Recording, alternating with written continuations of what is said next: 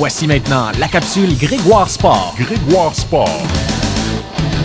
Encore une fois cette semaine, notre capsule présentée par Grégoire Sport à Notre-Dame-de-Lourdes. Ici Ghislain Demers. Je suis en compagnie de Olivier Grégoire, spécialiste chez Grégoire Sport. Bonsoir Olivier. Bonsoir.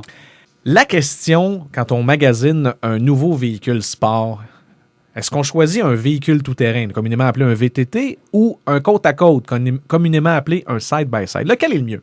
Donc, c'est deux types de conduite complètement différentes. Il n'y a pas un qui est mieux que l'autre. Ça dépend de chaque personne. Chaque personne est différente. Donc, pour le VTT, c'est une conduite beaucoup plus active.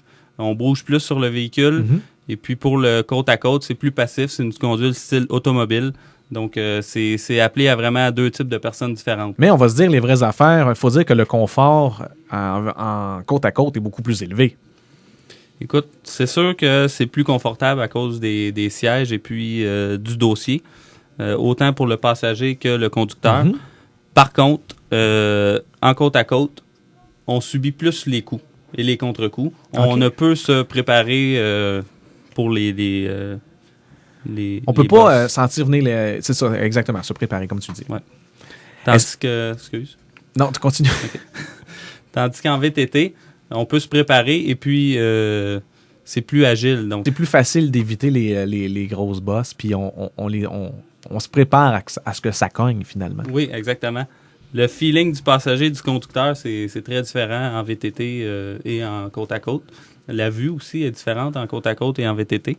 Donc, c'est deux types de véhicules complètement différents. Est-ce que ça convient à tous les types de quadistes? Ça ne convient pas à tous les types de quadistes pour plusieurs raisons.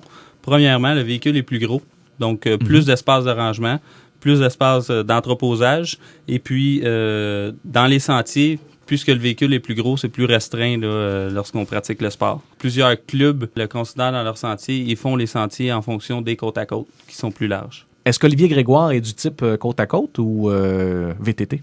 Lorsque j'y vais seul, je suis plus du type côte-à-côte. Par contre, lorsque j'y vais avec ma conjointe, on est plus porté à aller vers le VTT, puisque elle se sent mieux sur un VTT que sur le côte-à-côte. OK, donc c'est personnel à chacun, mais le truc dans tout ça, c'est vraiment de prendre le temps de l'essayer. Si on est en train de magasiner un véhicule tout-terrain, c'est de s'informer, un peu comme tu viens de nous le mentionner. On pose des questions aux spécialistes et on peut faire les essais sur plusieurs endroits, plusieurs terrains. Il existe. Quand on achète un quad, on peut essayer.